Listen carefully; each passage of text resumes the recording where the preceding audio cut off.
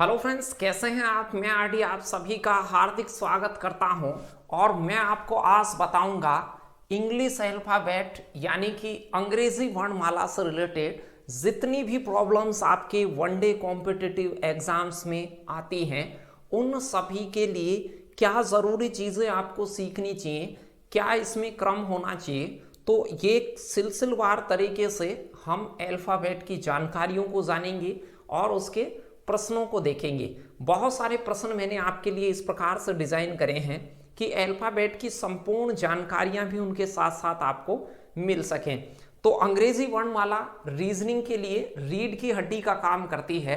पूरी English alphabet होती है वो संपूर्ण रीजनिंग में जगह जगह काम में आती है। चाहे से आप बात करें सादृश्यता वगैरह जो एनालॉजी के क्वेश्चन आते हैं अल्फाबेट बेस, उसी प्रकार से क्लासिफिकेशन यानी कि वर्गीकरण करना या भिन्न छांटने के क्वेश्चन कुछ आपको दिए जाते हैं। कुछ अल्फाबेट बेस सीरीज जो होती हैं, श्रृंखलाएं होती हैं जो अंग्रेजी वर्णमाला पे बेस्ड होती हैं। और कोडिंग डिकोडिंग तो मूलतः अधिकतर जो कोडिंग डिकोडिंग के सवाल होते हैं वो तो सभी अंग्रेजी वर्णमाला पे डिपेंडेबल होते ही हैं। तो इसलिए आपको अंग्रेजी वर्णमाला सीखना बहुत जरूरी है।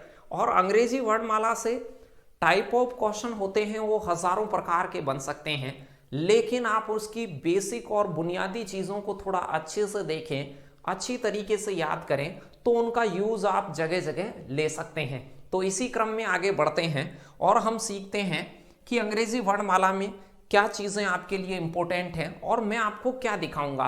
तो वो पहले देख लीजिए। अंग्रेजी वर्णमाला का परिचय आज मैं आपको बताने वाला हूँ। अंग्रेजी वर्णमाला क्या होती है, क्या उसमें स्वर होते हैं, क्या व्यंजन होते हैं, कितने अक्षर होते हैं। कुछ लोग वाकिफ भी होंगे पहले से ही।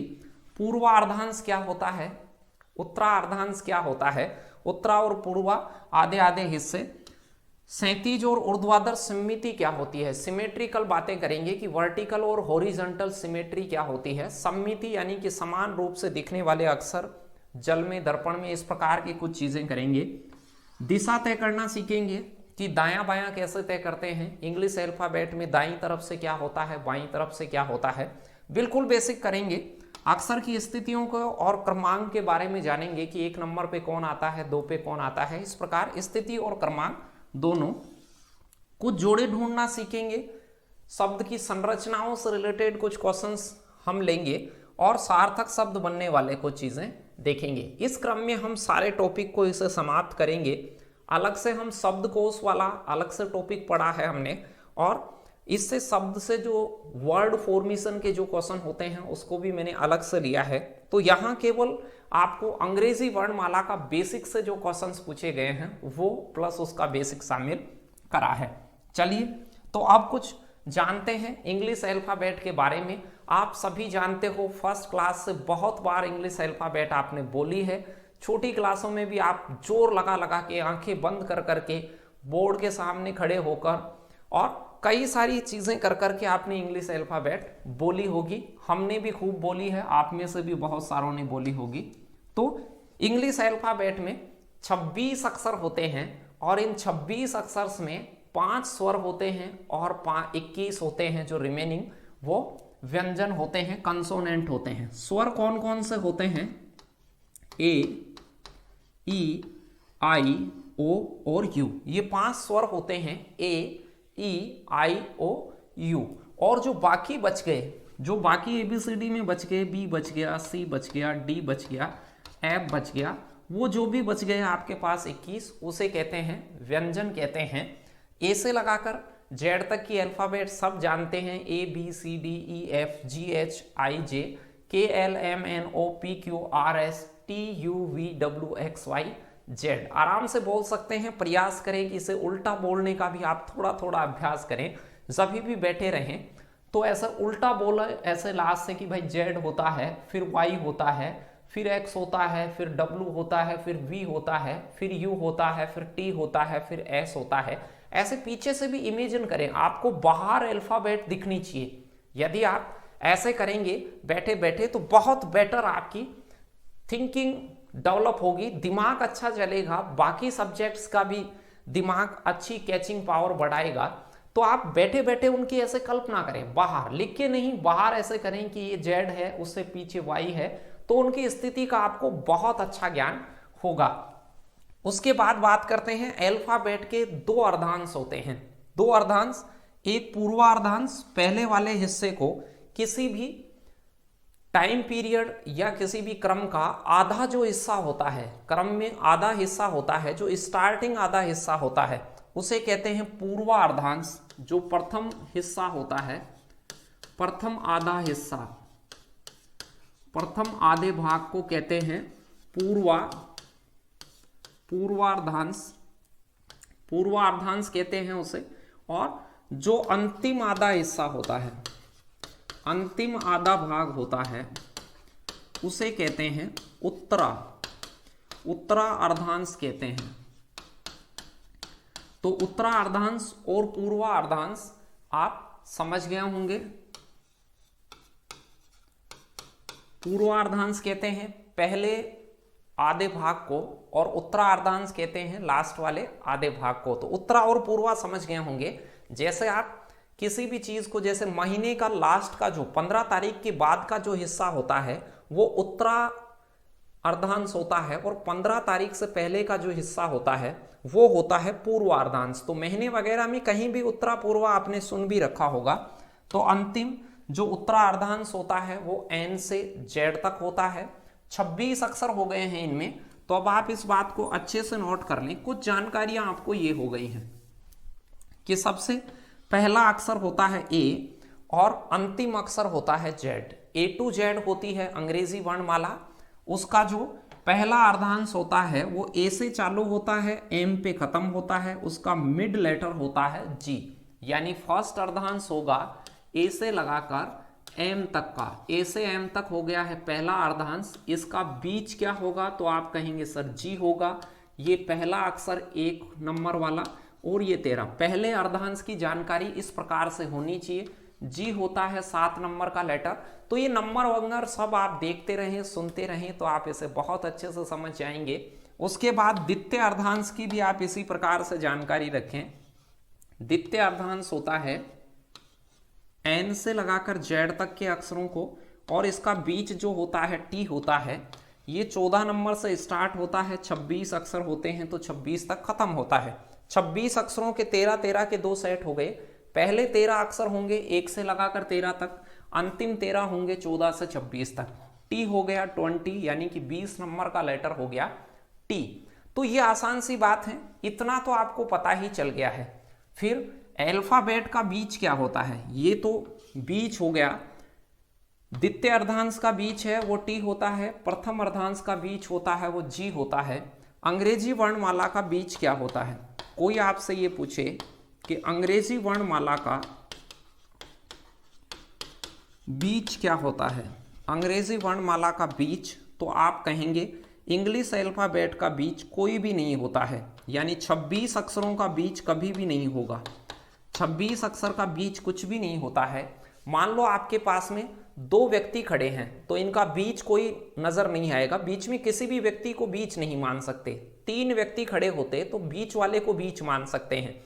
5 व्यक्ति हों तो भी तीसरे को बीच मान सकते हैं, 2 साइडों में हो जाएंगे। लेकिन 6 व्यक्ति कहीं पर हों तो उनमें से बीच नहीं माना जा सकता।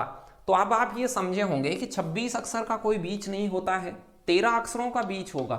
13 अक्षरों का बीच बनेगा, 6 अक्षर इधर और 6 अक्षर इधर, और 7वां अक्षर बीच में आएगा। तो 13 अक्षरों का बीच बनता है। सेकंड अर्धांश का बीच टी हो गया।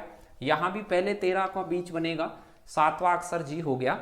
अंग्रेजी वर्णमाला का कोई बीच बनेगा नहीं। 2 लोग बीच बन सकते हैं, 2 लेटर बीच बन सकते हैं। अब वो 2 अक्षर कौन से होते हैं? यदि कोई कहे कि अंग्रेजी वर्णमाला का बीच बताइए कैसे बनेगा, तो आप कह दीजिए MN बनता है। 2 अक्षरों की बात करें तो अंग्रेजी वर्णमाला का बीच होता है MN। चलिए आगे बढ़ते हैं और कुछ जानकारियां देखते हैं कि इंग्लिश अल्फाबेट में आपको दिशा की जानकारी कैसे होनी चाहिए, यानी दायां बायां काउंट करना, ये कैसे करते हैं। ए से लगाकर जेड तक की अल्फाबेट लिखी हो तो उसमें बाएं से, यानी आपका जिधर बायां हाथ होता है, जैसे आप उसको फ्रंट ऑफ द फेस हो, बोर्ड को देखते हैं या कॉपी को देखते हैं, तो आपका दायां हाथ जिधर होता है उधर दायां, यानी इधर से होता है दायां, ये दाएं से काउंट करना है, पहला दूसरा तीसरा चौथा। दाएं से पहला कैंडिडेट जेड हो गया, दूसरा कैंडिडेट वाई हो गया। वैसे ही बाएं से पहला दूसरा तीसरा एक ही तरफ से, तो बायां होता है सीधा, क्योंकि आप जो आपकी ज्यादातर लिपि होती हैं वो लेफ्ट टू राइट लिखी जाती हैं। आप इधर से इधर लिखते हैं, कॉपी पे लिखते हैं तो बाएं से दाएं लिखते हैं, तो बाईं तरफ से सीधा क्रमांक होता है और दाईं तरफ से उल्टा। तो उधर से दायां हो गया, इधर से बायां हो गया। कोई कहे सीधे से गिनिए, तो सीधे से का मतलब होता है एक ही तरफ से, और उल्टे से गिनिए उसका मतलब होता है जेड की तरफ से। तो ये बहुत छोटी सी बात है, दायां बायां आप तय कर पाए। इसी प्रकार से मैं आपसे कहूं कि किसी अक्षर का दायां बायां कैसे जज करेंगे आप। अक्षर का दायां कहीं भी आपके पास में ऐसे लिखा हुआ है, मैं कह दूं इस सी का दायां बताइए, सी का दायां कौन है, तो दायां हिस्सा जिधर दाईं साइड होती है उधर दायां हिस्सा होता है, और बायां हिस्सा जिधर बायां होता है बायां। इसका बायां इधर है दायां उधर है, तो कहीं भी गिने रीजनिंग में दिशा को, अब इसकी दाईं तरफ गिनना है तो उस तरफ गिनना है। इस साइड में दाईं, दायां पड़ोसी है डी और बायां पड़ोसी है बी, तो दायां और बायां भी समझ में आ गया होगा। दायां बायां जैसे ऊपर चल रहा है उसी क्रम में आपको दायां बायां देखना आना चाहिए। ये हो गई छोटी सी बात दाएं बाएं की। कहीं पे भी कह दे कि अंग्रेजी वर्णमाला को उल्टा लिख दिया गया है, उल्टे का मतलब कहीं भी कहे आपसे अंग्रेजी वर्णमाला को उल्टा लिखा गया, उल्टी लिख देने पर, तो आप कहेंगे जेड शुरू में आ जाएगा, वाई आ जाएगा, एक्स आ जाएगा, डब्लू, ऐसे करते करते बीच में एम एन की जगह एन एम हो जाएगा और लास्ट में सी बी ए हो जाएगा। ऐसे अंग्रेजी वर्णमाला को पूरी को मैंने नहीं लिखा है, बस समझने के लिए आप एक एक दो दो लेटर बीच में लिख लें। तो जेड से लगाकर ए तक लिख देंगे तो वो उल्टी एबीसीडी हो जाएगी। कहें कि उल्टी अंग्रेजी वर्णमाला को विपरीत क्रम में लिख दिया गया, किसी क्वेश्चन में ऐसा होता, तो इस प्रकार से आप लिख के देखेंगे और फिर सोचेंगे। तो ये विपरीत क्रम में लिख देंगे तो इधर से अब क्या हो गया, ये दायां है कि बायां है, तो आप कहेंगे ये अभी भी बायां है। ऐसे नहीं है कि इधर दायां, तो बायां इधर से काउंट करेंगे। अब बायां हो गया जेड की तरफ से और दायां हो गया ए की तरफ से, तो दाईं तरफ से उधर से गिनना है, बायां इधर से। प्रश्न की स्थिति के अनुसार उसे विपरीत क्रम में या सीधे क्रम में रखना है।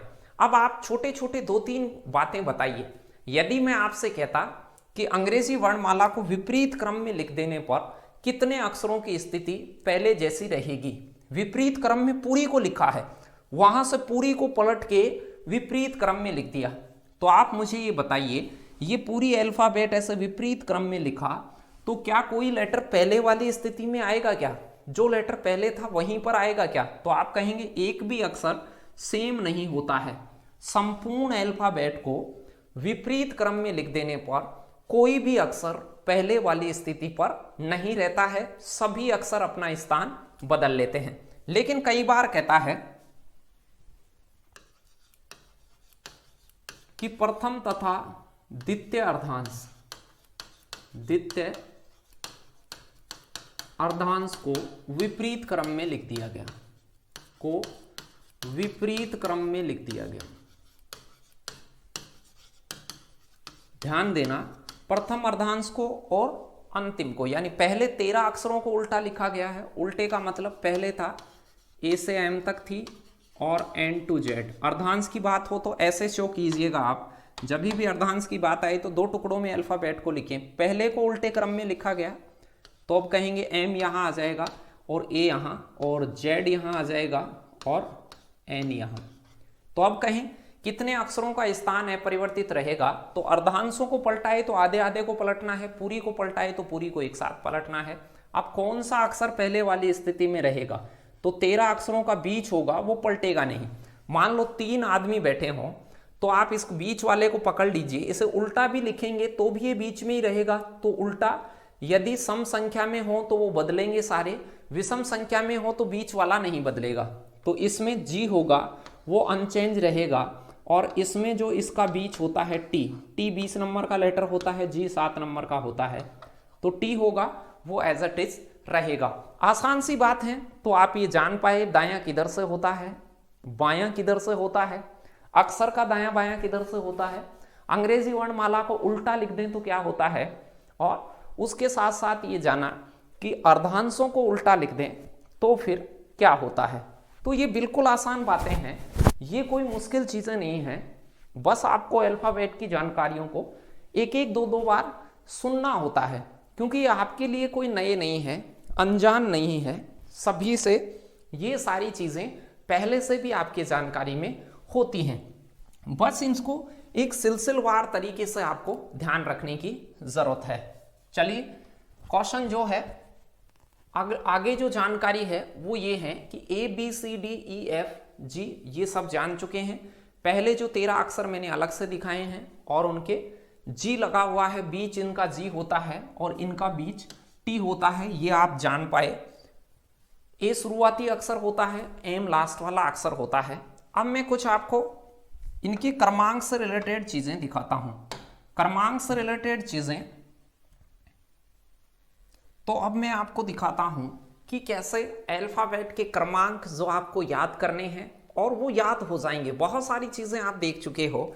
सीधा क्रमांक यानी कि दाएं से या बाएं से, तो आप कहेंगे कि सीधा क्रमांक होता है बाएं से, अभी दिशा जानी बाईं साइड से गिनोगे यानी एक को एक नंबर गिनोगे वो होगा सीधा क्रमांक, और दाएं से गिनोगे यानी दाएं साइड से गिनोगे उधर से, तो उधर से एक नंबर गिनोगे वो होगा उल्टा क्रमांक। तो बाएं से वाले क्रमांक को सीधा क्रमांक कहते हैं और दाएं वाले को उल्टा क्रमांक कहते हैं। अब ये बहुत अच्छे से आपको याद होने चाहिए, बिल्कुल आसान बात है, कुछ तो याद ही हो गए होंगे। ए का 1 नंबर, बी का 2 नंबर, सी 3 नंबर, 5 6 तक तो आपको याद ही रहता है। ABCD बहुत आसानी से याद रहता है और लास्ट के भी आपको आसानी से याद रहते हैं। WXYZ तो आप इसे 23 24 25 और 26 अक्षर होते हैं, तो लास्ट के भी ABCD आपको बहुत अच्छे से याद रहते हैं। ABCD शुरू वाले F तक, A 1 number, B 2 number, C 3 number, D 4 number और F 6 नंबर, इस प्रकार से आपको याद है।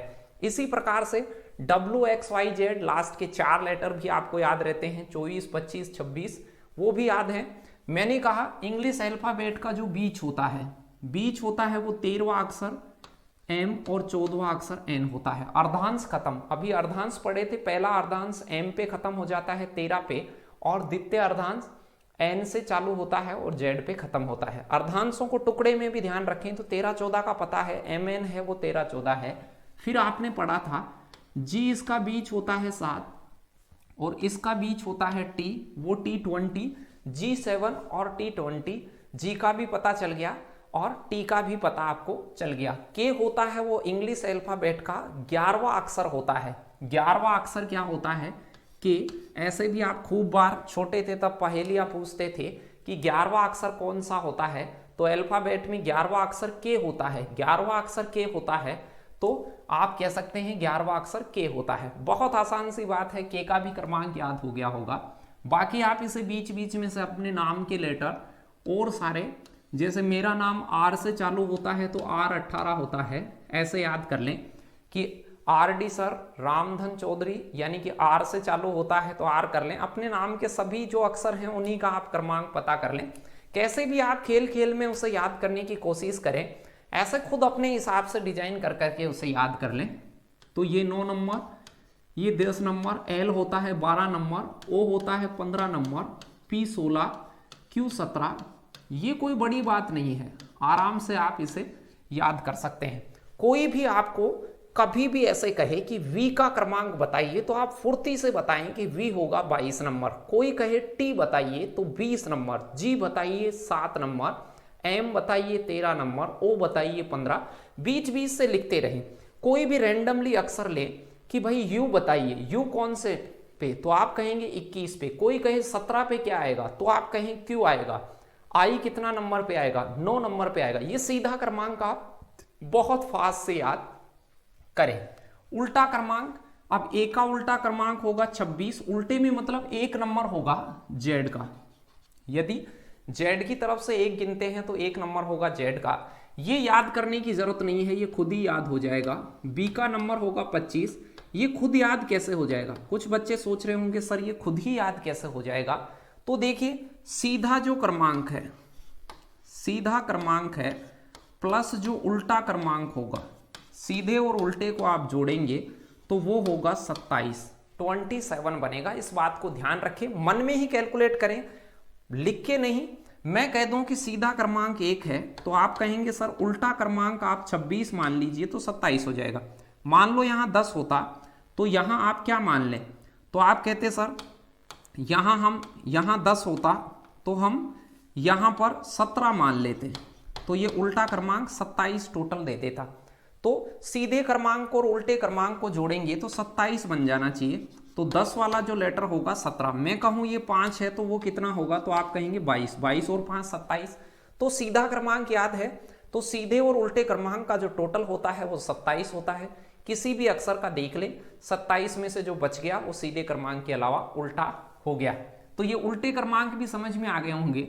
जैसे 11 है तो 11 और 16 27, तो ऐसे कर लें। यदि आपको 15 का पता है 27 कैसे बनेगा, तो आप कहेंगे 12, 12 वाले का 15, यानी 13 पेयर बनेंगे। 13 पेयर बनेंगे उल्टे के, जो नीचे मैंने पेयर दिखा रखे हैं। ये जो 13 पेयर आपको दिख रहे हैं वो ध्यान से देख लें। तो ये सभी 13 पेयर आपके जो दिख रहे हैं, आसानी से आप उसे बता सकते हैं। चलिए अब हम सीखते हैं कि ये जो उल्टे पे स्थित अक्षर होते हैं, उल्टे पर अवस्थित जो सारे अक्षर हैं वो आपके लिए क्या काम करते हैं और इसे आप कैसे याद करेंगे। तो ये बाएं से हो गए और ये दाएं वाले अक्षर हो गए। तो ये बाएं से जो होता है क्रमांक वो होता है सीधा क्रमांक, दाएं से होता है वो होता है उल्टा क्रमांक, और उल्टे और सीधे क्रमांक को जोड़ें तो वो होता है 27। इनका टोटल होता है 27 27।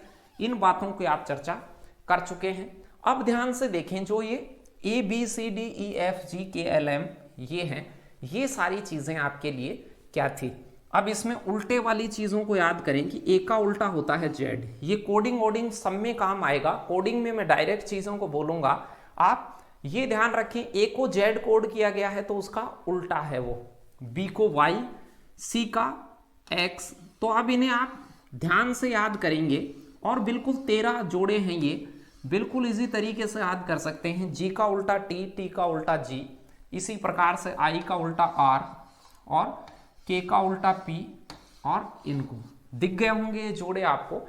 अब इन्हें कुछ लोग होते हैं कुछ अलग अलग से ट्रिकें बना बना के याद करते हैं। मैं ये कहता हूं कि कैसे भी याद करें लेकिन ये दिमाग में जाने चाहिए। मैं विद इन सेकेंड चीजों को बताने वाला आपको चाहता हूं कि आप ऐसे बन जाएं। आपसे कोई कहे ए का उल्टा क्या होगा तो आप बोलेंगे जेड लेटर होगा, वो 26 नंबर पे आता है। नंबर भी याद होना चाहिए, उल्टा भी याद होना चाहिए। कुछ ऐसे भी याद करते हैं, उफ, उफ का मतलब हो गया यूएफ, उफ यानी कि यूएफ का उल्टा होता है उफ बाई जीटी लव। ये लाइन हो गई, इसमें बहुत सारे उल्टे आ गए हैं। उफ बाई जीटी लव, उफ बाई जीटी लव। तो उफ बाई जीटी लव का मतलब क्या हो गया, यूएफ का उल्टा होता है ये 27 टोटल वाला हो गया, ये 21 नंबर, ये 6 नंबर, 27 हो गया। बाय को जानते हैं बाय, बी का उल्टा होता है 2 और 25, तो बी का उल्टा होता है वाई, और जी का उल्टा होता है टी, ये 7 नंबर, ये 20 नंबर। 27 होने वाले उल्टे होते हैं, ऐसे भी ध्यान रखें। लव, LOVE, लव, इनमें भी जो अक्षर हैं वो आपस में उल्टे हैं LOVE में। तो L का उल्टा O, O का उल्टा V, L होता है 12वें नंबर और O होता है 15 नंबर। इसका सीधा क्रमांक की बात करें तो फिर V होता है 22 और E होता है 5। तो कुछ आपको याद हो गए होंगे यहाँ पर, कुछ यहाँ से याद कर लें, जेकब, JQ, KP, आप कुछ भी याद कर लें कैसे भी, और LO। तो ये बहुत आसान चीज़ है, आप इनको आराम से सॉल्व कर सकते हैं, कोई समस्या इनमें नहीं होनी चाहिए आपको। तो ये छोटी छोटी चीज़ें हैं जिनको आपको तैयार कर लेना है। चलिए अब कुछ बात करते हैं कि आपके पास में ऊर्ध्वाधर सममिति और वर्टिकल सममिति से रिलेटेड जो चीज़ें होती हैं वो क्या होती हैं। ऊर्ध्वाधर सममिति यानी कि वर्टिकल सिमेट्री क्या होती है, सिमेट्री क्या होती है, सममिति क्या होती है। ध्यान देना, किसी भी आकृति की जो डिजाइन होती है, वो जो उसकी बनावट होती है, कुछ ऐसी बनावट हो कि उसके बीचों बीच एक लाइन खींचे तो दोनों चीजें एक दूसरे को पूरी ढकती हों। जैसे ये दोनों हाथ हैं, ये एक दूसरे को पूरा ढक लेते हैं, तो ऐसी आकृति सिमेट्रिकल सेम है। तो इसी प्रकार से अक्षरों में भी कुछ की सम्मिति समान होती होगी। तो कौन कौन से अक्षर हैं, जैसे ए का देखिए, कैपिटल ए के बीच से आप लाइन खींचे, सीधी खड़ी लाइन खींचे, उसको कहते हैं ऊर्ध्वाधर। ये लाइन ऊर्ध्वाधर है और ऐसे होती है वो क्षैतिज होती है, यानी कि दर्पण प्रतिबिंब कह सकते हैं आप इसे, और इसे जल प्रतिबिंब। यानी दर्पण प्रतिबिंब में समान दिखने वालों को ऊर्ध्वाधर सम्मिति के अकॉर्डिंग लिया जाता है, और जल प्रतिबिंब में समान दिखने वाले को क्षैतिज सम्मिति में शामिल किया जाता है। अक्षरों की बात करते हैं कि कितने अक्षरों की सम्मिति समान होती है। तो 11 अक्षरों में ऊर्ध्वाधर सम्मिति पाई जाती है। बहुत बार क्वेश्चन पूछा गया है, आगे भी ध्यान रखें, 11 अक्षरों में ऊर्ध्वाधर सिमेट्री पाई जाती है, यानी कि वो दर्पण प्रतिबिंब में समान दिखेंगे। अंग्रेजी वर्णमाला के कैपिटल लेटर होते हैं, उनमें से 11 अक्षर होते हैं, वो आपके समान दर्पण प्रतिबिंब प्रदर्शित करते हैं, और 8 लेटर होते हैं वो जल प्रतिबिंब प्राप्त करते हैं, और 2 ऐसे लेटर होते हैं, 4 लेटर ऐसे होते हैं जो दोनों प्रकार की सिमेट्री रखते हैं। तो ध्यान दीजिए कौन कौन से अक्षर हैं वो दर्पण में समान दिखने वाले हैं। दर्पण में समान दिखते हैं कितने, तो आप कहेंगे सर 11 अक्षर। मैं कहूं जल में कितने दिखते हैं, जल में समान दिखने वाले, तो आप कहेंगे सर 8 अक्षर। और दोनों में समान कितने दिखते हैं, दोनों में समान, तो दोनों में समान दिखते हैं 4 अक्षर। ये हो गए।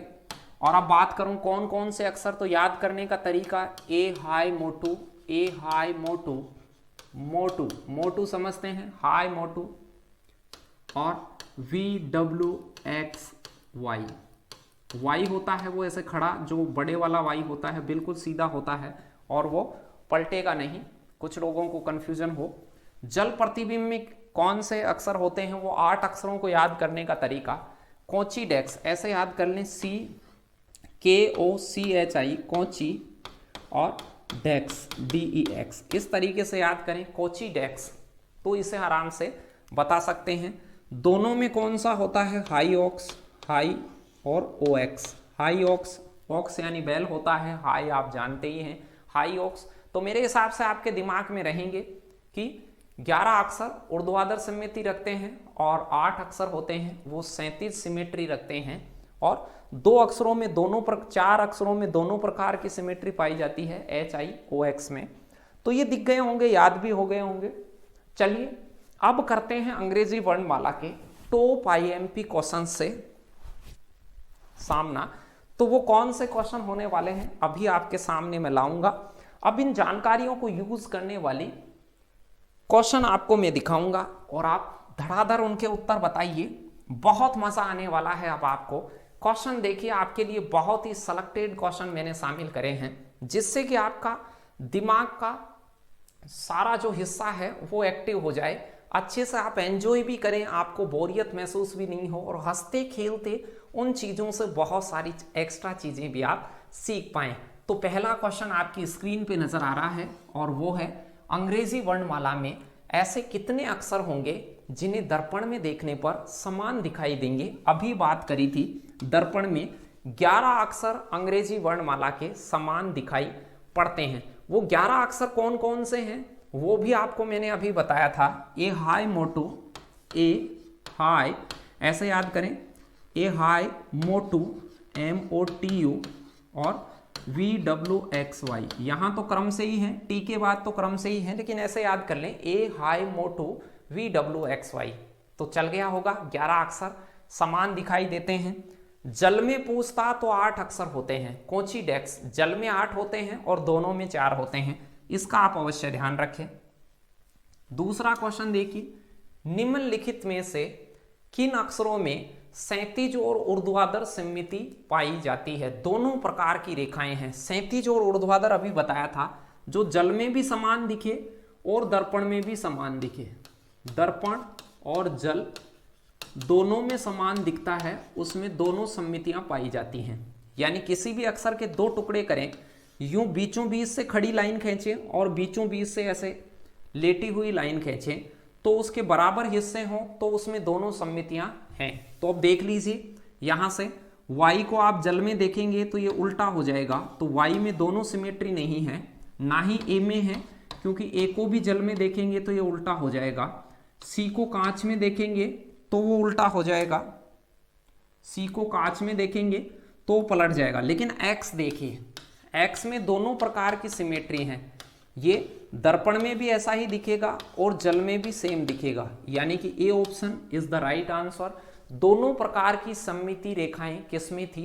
एक्स में थी, यानी ऊर्ध्वाधर सममिति भी थी और क्षैतिज सममिति भी थी। जल में भी समान दिखेगा और दर्पण में भी एक समान दिखेगा। बहुत छोटी सी बात थी लेकिन आपके नॉलेज में होनी चाहिए थी।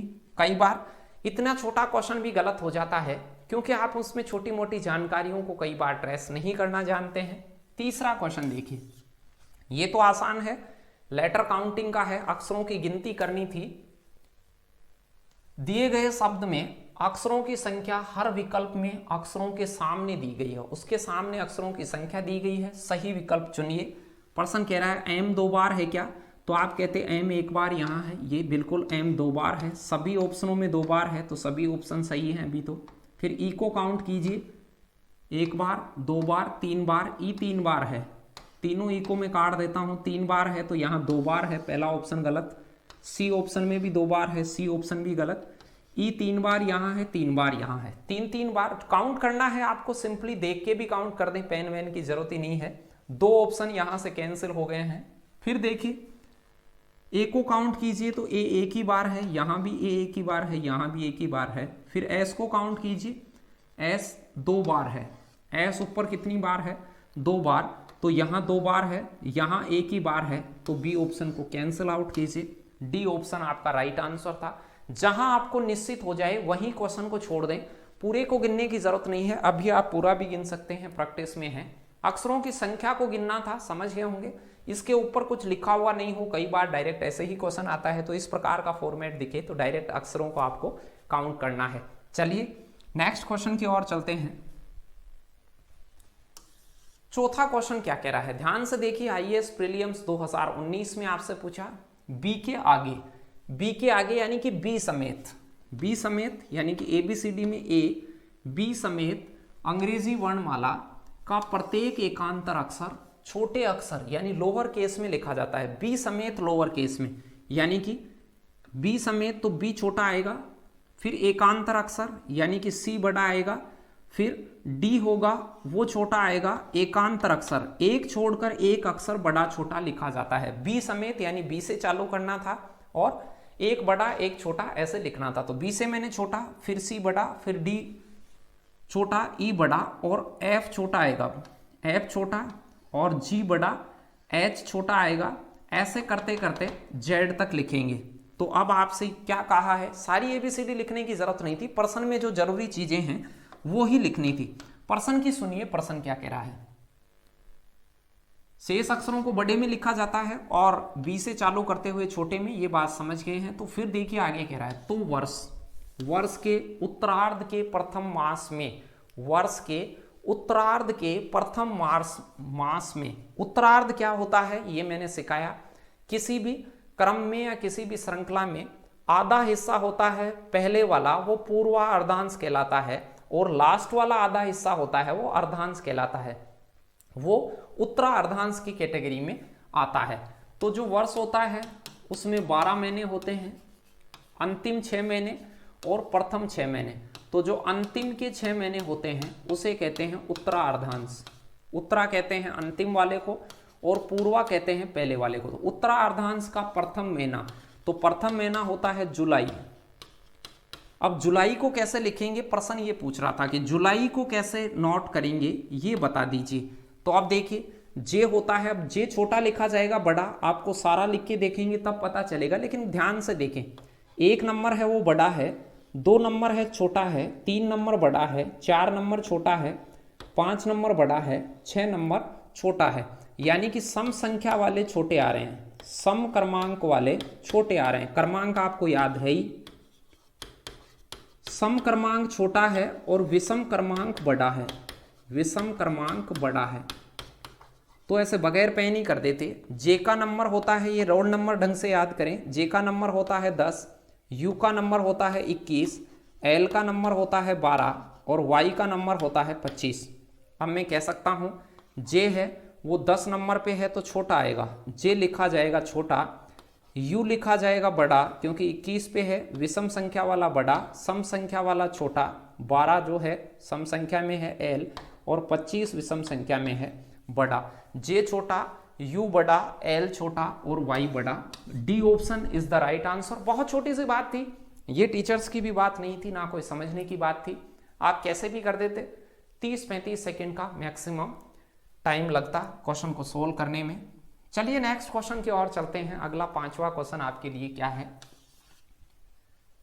शब्द MORTIFI के अक्षरों में इस तरह से बदले जाते हैं कि स्वरों को अंग्रेजी भाषा में उनके पहले अक्षर से प्रतिस्थापित किया जाता है और व्यंजनों को अंग्रेजी भाषा में उसके बाद वाले अक्षर से प्रतिस्थापित किया जाता है। स्वर जानते हैं AEIOU, उनका तो उसके पहले अक्षर से प्रतिस्थापित करना है और व्यंजन हो उसका बाद में। तो बहुत आसान सी बात है कि स्वर जहां भी दिखे उसका तो पहले वाला अक्षर और व्यंजन जहां पे दिखे उसका अगला अक्षर कोड करना है। तो प्रश्न क्या कह रहा है, निम्न में से कौन सा अक्षरों के सेट में दाएं से चौथा अक्षर होगा। दाएं से, तो दायां जानते हैं इधर से, दाएं से चौथा होता है टी।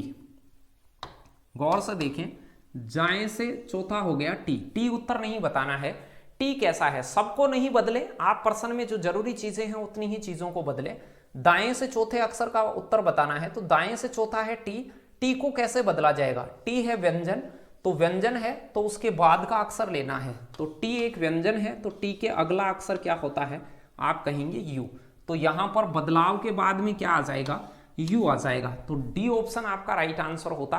कुछ बच्चे क्या करते हैं, इस पूरे को बदलते हैं। ध्यान देना, पूरे को कैसे, ऐसे भी कर सकते थे लेकिन फालतू में आपको परेशान क्यों किया जाए। जब कुछ बच्चे ऐसे लिखते हैं कि एम है वो व्यंजन है तो इसका अगला अक्षर लिख लेते हैं, एम का अगला होता है एन, फिर ओ है वो स्वर है तो स्वर का पिछला अक्षर, तो ओ से पीछे क्या आता है, तो आप कहेंगे एन आता है। फिर आर होता है वो व्यंजन है तो अगला अक्षर आएगा आर का अगला एस, फिर टी है तो इसका भी अगला आएगा यू, आई होता है इसका पिछला आएगा एच, एफ होता है वो व्यंजन है अगला आएगा। पर्सन के अकॉर्डिंग व्यंजन को अगला लिखते हैं और स्वर को पिछले से कोड करते हैं। तो एफ का अगला आता है जी और वाई का अगला आएगा जेड। ये बदलने के बाद भी आप देखेंगे सबको बदला तो टाइम और वेस्ट हो गया, चौथा अक्षर तो यू ही आएगा। तो इनका क्रम व्रम नहीं बदला हो, सिर्फ है उसी स्थिति में देखना हो तो एक अक्षर को ही पलट के कर दें जैसा आप पढ़ने शुरू में करा था। चलिए, जहां टाइम हो वहां पर आप किसी भी प्रकार से क्वेश्चन को लपेट सकते हैं, आसान होता है। छठा क्वेश्चन देखिए, बहुत छोटी सी बात है, सिर्फ ऐसा हो सकता है कि क्वेश्चन ही कुछ बच्चों को समझ में नहीं आए, वो बात अलग है। तो दो स्वरों के बीच में कितने व्यंजन हैं, दो स्वर हैं उनके बीच में व्यंजन कितने हैं, कंडीशन क्या है उसे देखिए। यदि उनमें से एक स्वर है वो यू है, एक स्वर है वो यू है, दूसरा स्वर है वो क्या होगा यदि इनके बीच के अक्षरों की संख्या आपसे पूछी जाए। तो आप मुझे ये बताइए, यू से पहले अंग्रेजी वर्णमाला में स्वर कौन सा होता है, ओ। तो ओ से यू के बीच के अक्षरों की बात कर रहा है, ओ और यू के बीच में कितने अक्षर हैं उनकी बात कर रहा था। तो P Q R S T, तो कितने अक्षर हो गए हैं, 5 अक्षर होंगे। ध्यान से देख लें, बहुत छोटी बात थी। कई बार ऐसे क्वेश्चंस में आप फंस जाते हैं, आपको लगता है कि ये क्या कह दिया, बहुत आसान बात थी। दो स्वरों के बीच में कितने व्यंजन हैं, यदि उनमें से एक स्वर है वो यू है, उनमें से एक है वो यू है तो दूसरे को ओ मान लीजिए, क्योंकि बाकी जो स्वर होते हैं वो काफी दूर होंगे यू से। ए ई आई ओ यू ये 5 स्वर होते हैं, तो एक होता है ए, फिर होता है ई, एक होता है ए ई आई ओ यू, ये 5 होते हैं। ऐसे 5 स्वर होते हैं तो इनके बीच का गैप नहीं था, वो लास्ट वाला था। एक स्वर यू है तो बाकी कितने होने चाहिए वो आपसे पूछा था, आसान था। चलिए नेक्स्ट क्वेश्चन की ओर चलते हैं। फिर से देखिए 7वां क्वेश्चन कुछ इसी अंदाज का क्वेश्चन है लेकिन थोड़ा सा अलग प्रकार का है। ये भी सिर्फ देखने का है, ऐसी जानकारियों को ध्यान से देखें।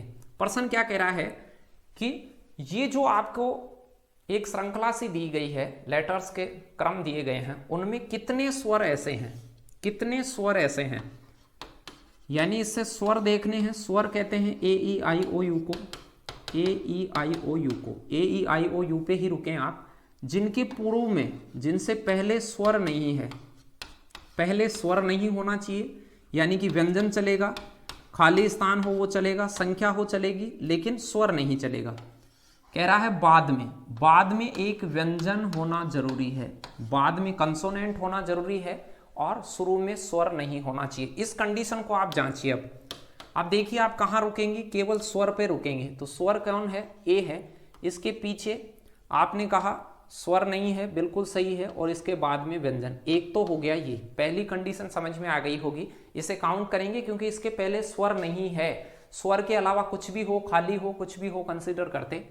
फिर देखिए ई है, ई पे रुकेंगे तो उसके पीछे देखिए कि क्या स्वर नहीं है क्या, तो आप कहते स्वर नहीं है, व्यंजन है, व्यंजन चलेगा, स्वर नहीं चलेगा, और उसके आगे है वो व्यंजन है, बिल्कुल सही बात है। तो दूसरा पेयर ये मिल गया। ऐसे कितने हैं ये ढूंढने हैं, 2 हो गए हैं।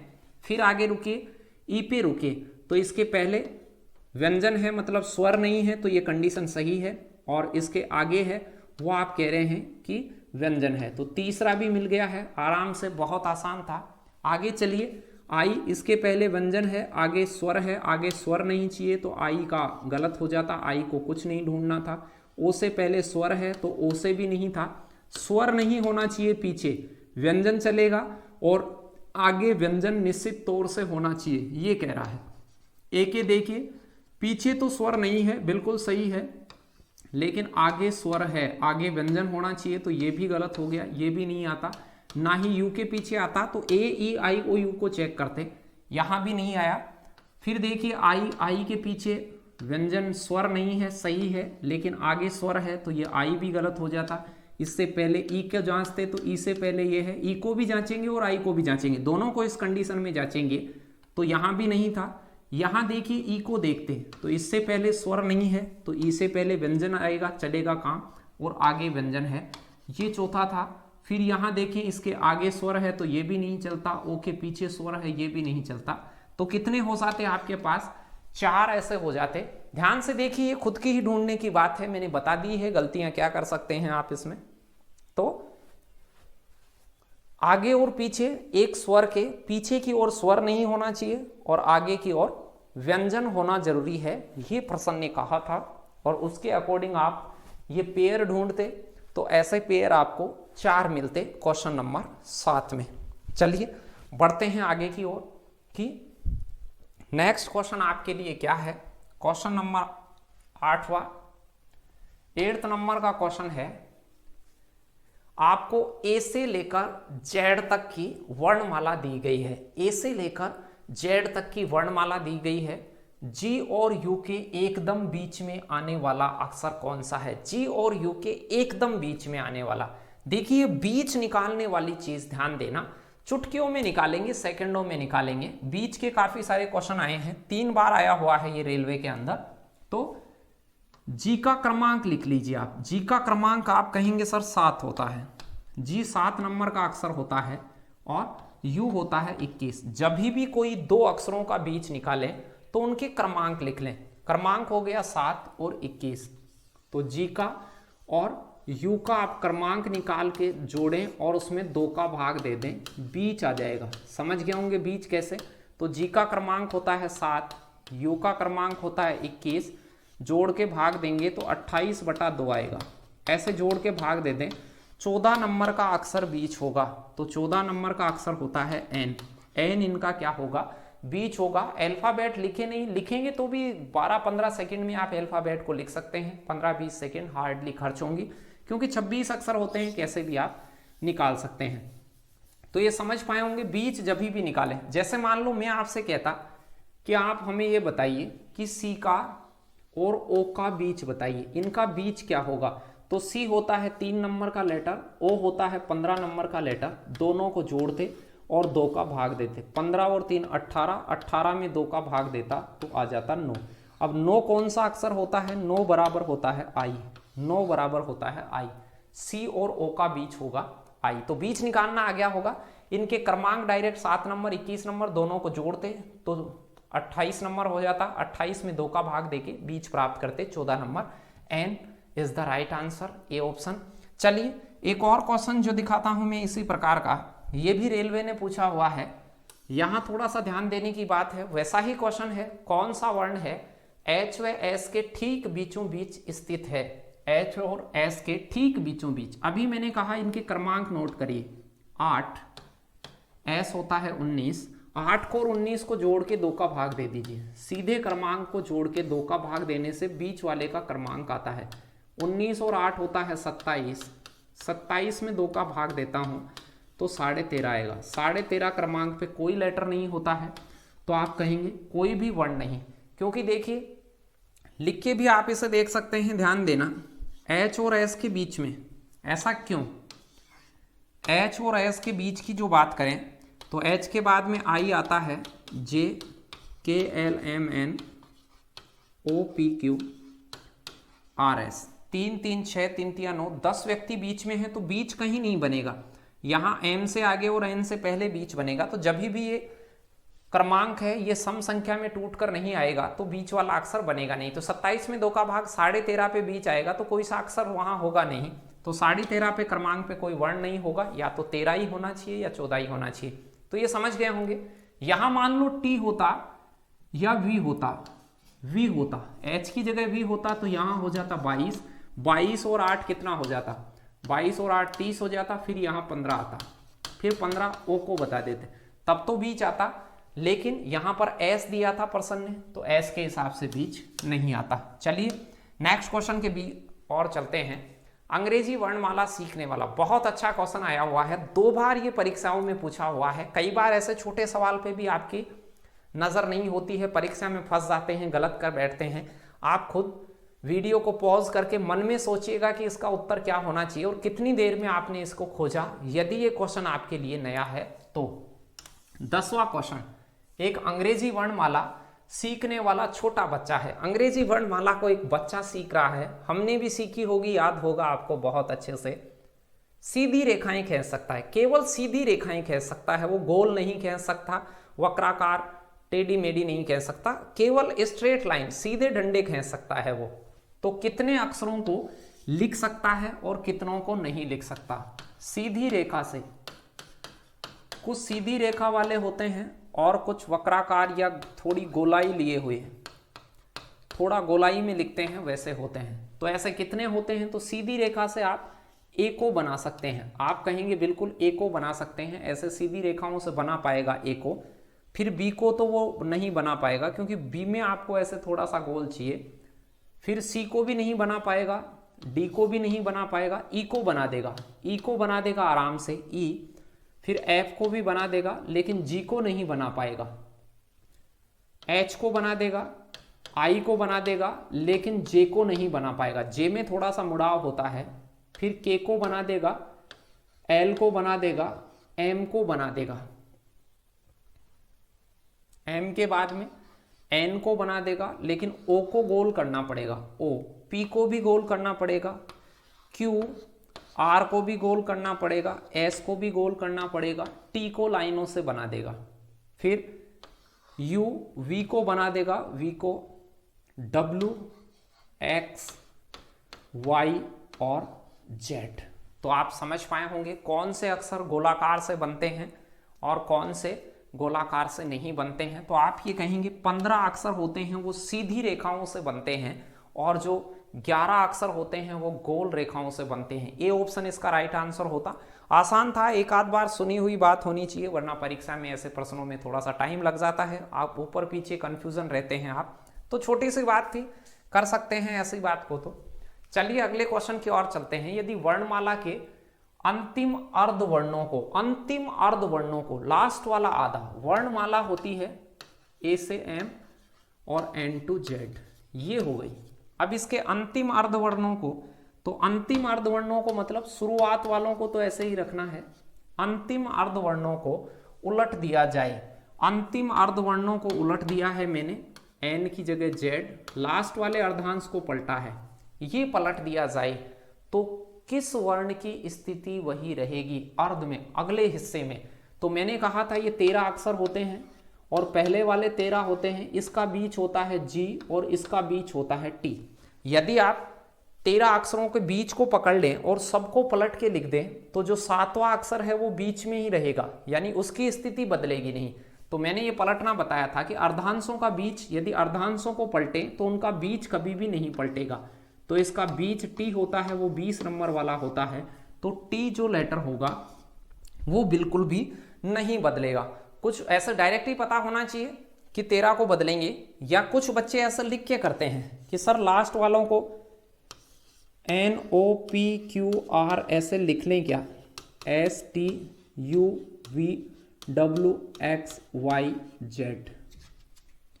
कुछ ऐसे लिखते हैं और फिर इनको पलटते हैं। फिर इनको पलटते हैं कि इधर तो हम लिख लेते हैं Z, फिर लिख लेते हैं Y, फिर लिख लेते हैं X, ऐसे बदलते हैं इसको, फिर V लिख लेते हैं, फिर U लिख लेते हैं, ऐसे बदलते हैं, फिर यहाँ T और फिर S, फिर R, फिर Q, ऐसे पूरे को पलट के लिखते हैं वो, फिर पता करते हैं ऐसे। तो पूरे को पलटने पे जो बीच वाला अक्षर होगा वो उसी स्थिति पे रहेगा। तो ध्यान रहे यदि अर्धांशों को पलटें तो पहले अर्धांश का बीच जी होता है वो नहीं पलटेगा, और लास्ट वाले अर्धांश को बदलें तो टी होता है वो नहीं बदलेगा। ध्यान रखें, पूरी अंग्रेजी वर्णमाला को बदलेंगे तो सभी बदल जाएंगे, पूरी अंग्रेजी वर्णमाला को विपरीत क्रम में लिखने पर सभी बदल जाएंगे। तो ये आसान है, कर सकते हैं, ऐसे बगैर लिखे ही बताने का कोशिश करें कि ऐसी चीज़ों को लिखना नहीं पड़े। कई बार आप सारी चीज़ें लिख के फिर बदलते हैं, कुछ चीज़ें बाहर भी किया करो। मैं खूब बार ये कहता हूँ कि बाहर ही सोचें कि ये जो पूरी अल्फ़ाबेट है उसमें पहले वाले 13 अक्षरों को पलटें या लास्ट वाले 13 को पलटें, तो उनका बीच है वो पलटने वाला नहीं है। 12वां क्वेश्चन देखें, अंग्रेजी वर्णमाला के अक्षर श्रृंखला ए से जेड में निम्न में से कौन सा अक्षर आपके बाएं से 13वां होगा। ये दाएं बाएं से ज्ञात करना सीखें क्या होता है। ABC ऐसे XYZ ये अंग्रेजी वर्णमाला होती है। बाएं से मैंने बताया था इधर एक ही तरफ से बायां होता है, इस साइड से बायां, चाहे से जेड से चालू हो रहा हो ये बायां होगा, उधर से दायां होगा। पहले तो दायां बायां आपको बहुत अच्छे से आना चाहिए। पर्सन फिर कहेगा कि दाएं से गिनिए बाएं से। अंग्रेजी वर्णमाला में कौन सा अक्षर आपके बाएं से 13वां गिनना है। यहां से मैं 13वें अक्षर पे जाना है पहले तो मुझे, तो एक ही तरफ से 13वां अक्षर होता है M। ऐसे क्रमांक याद है तो डायरेक्ट जा सकते हैं, बगैर क्रमांक पहले आप होल्ड पे रखें। 13वें अक्षर के दाएं 7वां, अब दाएं 7वां, अब इसके दाएं किधर जाना है, आपको दायां उधर जाना है कि इधर, तो अक्षर का दायां होता है उधर और बायां होता है इधर। किसी भी, जैसे M का दायां देखेंगे तो इस साइड में उसका दायां होगा, दाएं से गिने तो इधर से गिने, बाएं से गिने तो इधर से गिने। लेकिन अक्षर के दाएं जाना हो, M के दाएं जाना है तो उस दाएं साइड में दाएं जाना है और बाएं साइड में बाएं आना है। तो M के दाएं जाना है, यहां से भी आगे जाना है आपको, कितना प्लस जाना है 7। तो अब आप ये कह देंगे कि 13 तो यहां तक गया था, फिर 7 आगे और हुआ है, 7 बैक भी आ सकता था, बाएं होता तो बैक आ जाता, आगे है तो जोड़ दें। तो यहां से 13 और 7 कौन से नंबर पे चले गए, 20 नंबर पे चले गए, वो अक्षर होगा टी। बस ऐसे लिख के आइडिया लगाएं। क्रमांक यदि आपको याद है तो आप बी ऑप्शन आपका राइट आंसर होगा। कुछ बच्चे अंग्रेजी वर्णमाला भी लिखते हैं, जिन एग्जामों में हर क्वेश्चन की लगभग 1 मिनट मिलती है, जैसे 100 क्वेश्चन आए और 100 मिनट मिले, तो फिर ऐसे क्वेश्चन को कैसे लिख के बगैर लिखे कैसे भी कर दें, आसान होगा। लेकिन जहां कम टाइम मिलता है वहां जरूर आपको ये पता होना चाहिए कि ऐसे कुछ बस इनिशियल सा पता लगाएं कि शुरू से 13 के आगे 7 जाना है, यानी 20वें पे जाना है, उत्तर खत्म। चलिए और मैं आपको ऐसा ही कुछ बताता हूं। अगला क्वेश्चन जो 13वां है वो क्या कह रहा है, यहां ध्यान से देखें, कुछ उसी प्रकार का क्वेश्चन है। अंग्रेजी वर्णमाला की श्रृंखला ए से जेड में कौन सा अक्षर पी के दाएं, अंग्रेजी वर्णमाला ए से जेड तक हो गया, ABC और XYZ तक ये अंग्रेजी वर्णमाला हो गई। फिर प्रश्न क्या कह रहा है, प्रश्न की सुनिए। प्रश्न कह रहा है P के दाएं 5वां, कहीं P है इसका दायां, तो दायां होता है इधर और बायां हिस्सा होता है इधर, दायां तो आगे, तो P के दाएं जाना है 5वां, तो मैं यहां से 5 आगे जाता, यहां से 5 प्लस जाता P के, तो आप ऐसे कह सकते हैं P 16 नंबर का अक्षर होता है, 16 प्लस 5 आप ऐसे भी कह सकते हैं 21 पे पहुंच गए, ऐसे जोड़ भी सकते हैं P 16 नंबर दाईं तरफ 5 जाएंगे तो 16 + 5 होगा, या बैक आते तो 16 - 5 होता, तो 21 पे पहुंच गए।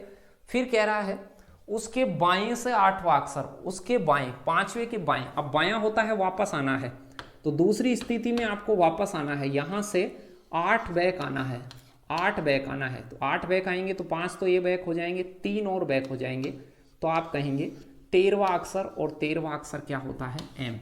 बहुत ही आसान है, यहां से जा सकते हैं, अल्फाबेट लिख के भी जा सकते हैं, लेकिन ऐसे आइडिया लगाएं कि पी के आगे दाईं तरफ 5, तो p + 5 मतलब 21 नंबर, 16 + 5, फिर 16 में से बाएं आना है तो 8 कम करना है। ये पता चल गया होगा क्या करना था। आसान चीज है, इनमें डायरेक्ट कुछ भी नहीं कर दें। कई बार आप इनमें कुछ डायरेक्ट मेथड लगाते हैं। प्रश्न देख लीजिए, विभिन्न कैटेगरियों में होते हैं, 2-2 3-3 बार आगे पीछे हो जाता है, तो आप वो जोड़ना घटाना, ये उल्टी सीधी ट्रिक लगाना बंद कर दें, क्योंकि वो आपको एग्जाम में कहीं ना कहीं फंसा सकती हैं छोटे से क्वेश्चन में। जैसे जैसे वो कह रहा है वैसे वैसे उसको थोड़ा सा अच्छे से सोल्व करने की कोशिश करें। चलिए अगले क्वेश्चन की ओर चलते हैं। तो मजा आ रहा होगा आपको, हंसते मुस्कुराते ही अल्फाबेट सीख जाएंगे। बस आपको जैसे इंस्ट्रक्शन दिए गए हैं वैसे वैसे ABCD आपको याद करनी है अच्छे से। आपको नौकरी लगनी है तो पढ़ना भी है, चाहे से आप रोते रोते पढ़ लीजिए, चाहे से आप मुस्कुराते हुए पढ़ लीजिए। तो मैं ये कहता हूं कि आपके सामने चॉइस हो कि आपको पढ़ना ही है, और वो हंसते हुए पढ़ना है कि उदास होकर पढ़ना है, तो मैं तो चॉइस में हंसना ही स्वीकार करता। बिल्कुल हंसते हुए खुशी से आप सोएं, खुशी से उठें, और रोजाना आप पढ़ाई करते रहें आनंद के साथ। यदि नीचे दी गई वर्णमाला को व्युत्क्रम में लिखा जाए, उल्टा लिखा जाए, प्रत्येक दूसरे अक्षर को मिटा दिया जाए, तो शेष वर्णमाला में से उस अक्षर को चुनिए जो अक्षरों को 2 समान भागों में बांटता है, वो अक्षर है।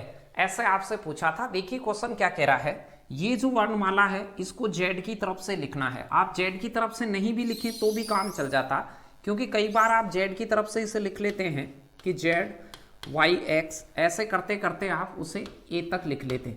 आप देखिए बगैर लिखे भी काम करते तो कैसे करते। प्रश्न कह रहा है कि Z की तरफ लिख लेने के बाद प्रत्येक दूसरे अक्षर को हटा देना है। Z के बाद में से Y को हटाना है, फिर X को छोड़ के अगले को हटाना है। तो नीचे जो लिखी हुई है उसमें से ही हटा लीजिए, अलग से लिखे नहीं, इसमें से ही हटा देता हूं। मैंने Z के बाद में Y को हटा दिया, फिर W को हटा दिया। इस प्रकार से एक छोड़कर एक एक को मैं हटाता चल रहा हूं, एक एक छोड़ के मैंने इन सबको हटा दिए। चलिए A तक के सभी हट गए। तो अब आप ये कह सकते हैं कि 2 नंबर वाला बच गया, 4 वाला बच गया, 6 वाला बच गया, 8 वाला बच गया। बहुत आसान था, 10 12 14, यानी सम संख्या वाले ही बचेंगे। तो सम संख्या वाले बचेंगे तो यहाँ Z होगा, तो लास्ट में कौन बचेगा आपके पास में? इधर A से Z बचेगा, तो लास्ट में A ना बचकर कौन बचेगा? B बचेगा। तो इनके बीच में कौन आएगा? तो आप कहेंगे 14 नंबर का लेटर बीच में आएगा। देख पाए होंगे। तो आपका सही जवाब जो होता C ऑप्शन राइट आंसर होता। बीच लिख के भी देख सकते हैं, बचा कर भी। जैसे आप कहते हैं कि कौन कौन बचा, Z की तरफ से लिखेंगे तो एक Z बचा है आपके पास में, फिर उसके बाद में कौन बचा है? X बचा है, उल्टे से लिखना था। फिर कौन बचा है? V बचा है, ऐसे ही T बचा है, R बचा है, P है, N है, L है, J है, H है, F है, D है और B है। ये बचे हैं। तो आप देख सकते हैं बीच बचा है उसका N। कैसे भी देखते हैं, बहुत ही आसान सी बात थी ये अल्फाबेट की, कोई समस्या ऐसे क्वेश्चन में नहीं होनी चाहिए। बाकी आप ऐसा काम करें कि जब वो उल्टा पूछ रहा था तो बगैर उल्टा लिखे ही ऐसे मान लें कि Z की तरफ से उल्टा हो गया, फिर दूसरे अक्षर को छोड़ देते तो Y छोड़ देते, W छोड़ देते, यानी विषम क्रमांक वाले अक्षरों को आप छोड़ देते, तो फिर सम क्रमांक वाले बचते और सम का बीच बचता N। अल्फाबेट का जो बीच होता है वो MN होता है, और M छूट जाएगा तो N उनका बीच बचता। चलिए अगले क्वेश्चन की ओर चलते हैं। 15वां क्वेश्चन क्या कह रहा है? अंग्रेजी वर्णमाला में बाएं से 8वें तथा 20वें अक्षर के मध्य कितने अक्षर हैं? बाएं से 8वें। अंग्रेजी वर्णमाला में बायां किधर होता है? तो एक ही तरफ से बायां होता है और Z की तरफ से होता है दाएं। प्रश्न की सुनिए, प्रश्न क्या कह रहा है? बाएं से 8वां अक्षर, बाएं से 8वां और बाएं से ही 20वां, इनके बीच में कितने अक्षर होंगे? तो 8वां अक्षर होता है H और 20वां अक्षर होता है T। इनके बीच के अक्षरों का पता करना है। लिख के भी जा सकते हैं, 5-10 सेकंड की बात ही। यदि आप लिख के जाते हैं बगैर लिखे कैसे जाते वो देखिए। यहां से लेकर यहां तक 20 है, तो 20 में से 1 कम कर दीजिए। 20 में से 1 तो ये टी कम हो जाता और 8 लेटर ये कम हो जाते, यानी 20 में से 9 कम करते तो इनके बीच वाले आते 11 लेटर, बी ऑप्शन। यानी 20 शुरू से 20 हैं, तो एक तो 20 को हटा लीजिए, 19 बचे, फिर 8 को हटा लीजिए तो उनके बीच वाले होंगे। या आप लिख के भी जा सकते हैं HIJKLMNOPQRS, तो पता चल गया होगा आपके पास में ये 11 अक्षर आई से लगाकर एस तक के ये भी बसते। लिख के भी जा सकते थे, कैसे भी जा सकते थे। पर्सन कह रहा है बाएं से 8वां और बाएं से 20वां, उनके बीच का या तो 20 में से 1 छोड़ दें, एक तो टी को छोड़ दें और एच तक के 8 लेटर छोड़ दें, तो 20 में से 9 छोड़ देंगे, 11 बचेंगे। या फिर एच से टी तक के आप अक्षरों को लिख के भी जाएंगे तो भी चले जाते। बहुत आसान सी बात थी, कर सकते हैं। चलिए अगले क्वेश्चन की ओर चलते हैं। 16वां क्वेश्चन आपके लिए। तो अल्फाबेट को आप देखेंगे 1 बाय 1, तो इससे क्वेश्चन बहुत सारे बनते हैं, लेकिन ये इंटरेस्टिंग क्वेश्चंस आपको दिखाए जा रहे हैं जिनसे आप किसी भी तरह का क्वेश्चन बनेंगे उनको आप कर पाएंगे। ऐसे क्वेश्चंस की प्रैक्टिस करेंगे तो आपका दिमाग काम करने लगेगा अल्फाबेट के टॉपिक में। 16वां क्वेश्चन क्या कह रहा है उसे देखिए। शब्द साइबरनेटिक्स में कौन सा अक्षर वही स्थिति प्राप्त करता है जो वह अंग्रेजी वर्णमाला में प्राप्त करता है। यानी अंग्रेजी वर्णमाला की स्थिति और अक्षर की स्थिति सेम होनी चाहिए। अक्षर की स्थिति क्या है वो देखिए। शब्द के अंदर अक्षरों की स्थिति क्या है? सी पहले नंबर पे आ रहा है, शब्द के अंदर सी पहले नंबर पर आ रहा है, वाई दूसरे नंबर पे आ रहा है। ये शब्द की स्थिति है, पहली दूसरी तीसरी, ये शब्द की स्थिति है कि शब्द में बी कहां पर आ रहा है। ई 4 पर आ रहा है, आर 5 पर आ रहा है, ये 6 पर, ये 7 पर, ये 8 पर, ये 9 पर, ये 10 पर और ये 11 पर। ये शब्द की स्थिति हो गई। अंग्रेजी वर्णमाला की स्थिति आपने क्रमांक याद करे थे कि सी का तीसरा नंबर होता है। अंग्रेजी वर्णमाला में स्थिति पे तीसरे पे आता है। ये 25 पे, ये 2 पे, 5 पे, 18 पे, 14 पे, 5 पे, 20 पे, 9 पे, 3 पे और 19 पे। तो कौन से अक्षर की स्थिति दोनों जगह सेम आ रही है? तो आप कहेंगे सर आई का जो नंबर है वो अक्सर इस शब्द के अंदर भी आई 90वें स्थान पे आ रहा है और अल्फाबेट में भी 90वें स्थान पर ही आता है। तो आपका जो राइट आंसर होता ए ऑप्शन, इस शब्द के अंदर भी आई अक्षर है वो 90वें स्थान पर ही आ रहा है और वैसे भी अल्फाबेट में भी उसकी स्थिति होती है वो 90 ही होती है। एक बार एसएससी ने आपसे ऐसे पूछा था कि FATHER इसमें कौन सा अक्षर ऐसा है जो उसी स्थिति पर आ रहा है जिस स्थिति पे वो अंग्रेजी वर्णमाला में आता है। तो ध्यान दें, इसकी स्थिति का पता करें। तो ऐसा जब भी क्वेश्चन आए 1 2 3 4 5 6, ये तो शब्द की स्थिति हो गई, शब्द में अक्षरों की स्थिति हो गई। फादर के अंदर F 1 नंबर पे, A 2 नंबर पे, ये स्थिति हो गई। लेकिन वर्णमाला में स्थिति क्या होती है? F 6 नंबर पे आता है, A का 1 नंबर होता है, टी का 20 नंबर होता है, एच का 8 नंबर होता है, ई का 5 नंबर होता है और आर का 18।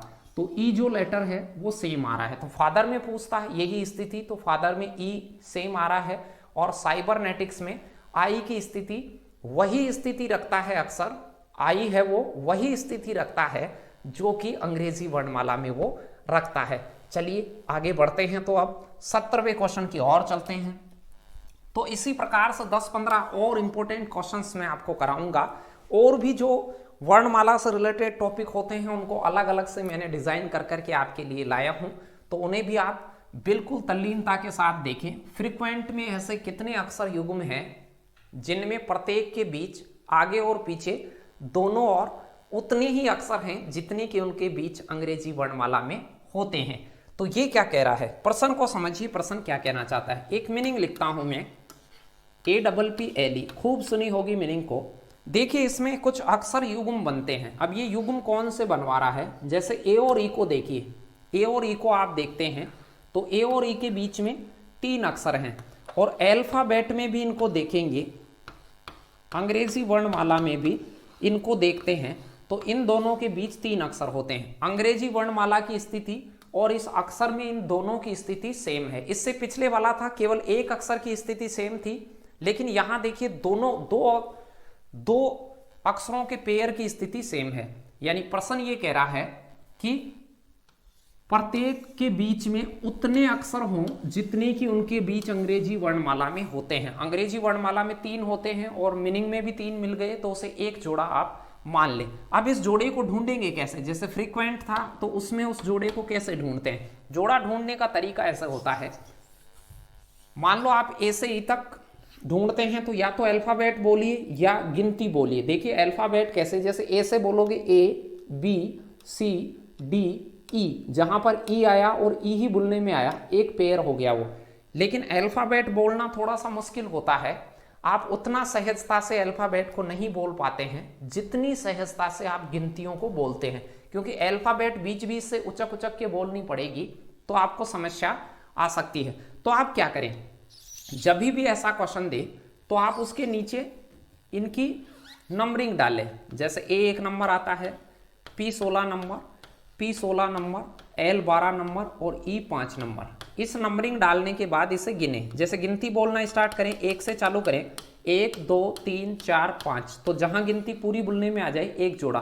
फिर 16 से चालू करें, 16 17 18, बड़ा नहीं है तो आगे बोले ही नहीं, 16 से बड़ा उधर नहीं है तो गिनती नहीं बोले, 12 से बड़ा नहीं है तो ऐसे एक बार सीधा बोलते हुए जाए, एक बार उल्टा, जैसे 5 6 7 8 9, जैसे गिनती बोलेंगे, जो गिनती जहां पूरी पूरी बोलने में आएगी वो एक जोड़ा होगा।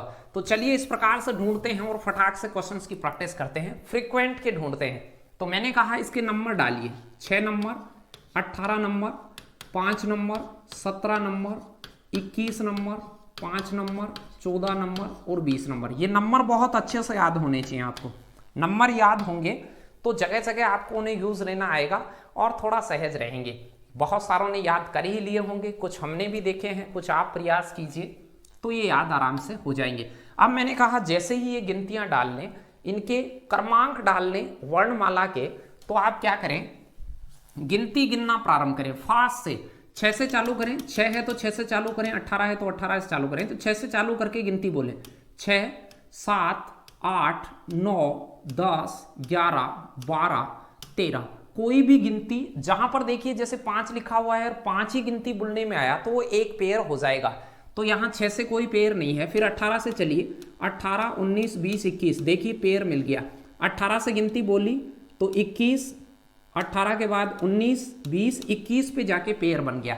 यानी उस नंबर से अक्षर से आप गिनती चालू करें और वो गिनती जिस गिनती पे पूरी बुलती हुई आ जाए उसको एक पेयर मान लें। फिर 21 से आगे बोलने की जरूरत नहीं है, आगे बड़ा नहीं हो तो बोले ही नहीं, क्योंकि 22 23 आगे है ही नहीं तो गिनती क्यों बोलने में वक्त जाया करें।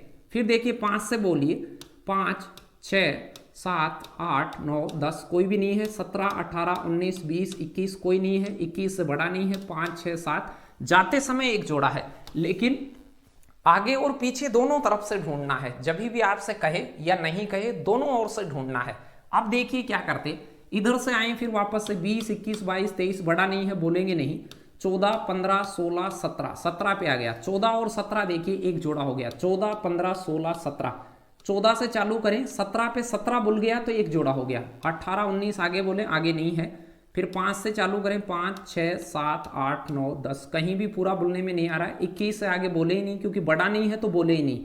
17 18 19 आगे बोले नहीं। 5 6 7, कहीं भी पूरा पूरा बोलने में नहीं आया। कितने पेयर थे इसमें? तो आप कहेंगे सर 2 पेयर थे। 70वें क्वेश्चन में 2 पेयर थे उनके बीच में। आसान है, कर सकते हैं, सभी कर सकते हैं। ऐसे कुछ क्वेश्चंस की मैं प्रैक्टिस कराता हूं। अब मैं फटाक से आपको गति पे लाता हूं। ये वही बात है, STREAMING स्ट्रीमिंग शब्द में ऐसे कितने अक्षरों की जोड़ियां हैं जो आगे और पीछे दोनों दिशाओं में प्रत्येक के मध्य में उतने ही अक्षर हैं जितने की अंग्रेजी वर्णमाला में होते हैं। ऐसे क्वेश्चन में मैंने अभी कहा इनके क्रमांक डाल लें, 19, टी का लिखेंगे 20, फिर आर का होगा 18, नंबरिंग लिख देंगे इनकी, ई 5 नंबर, ए होगा 1 नंबर, एम होगा 13 नंबर, आई होगा 9 नंबर, 14 नंबर और 7 नंबर। ये इसके क्रमांक लिख लिए सभी के।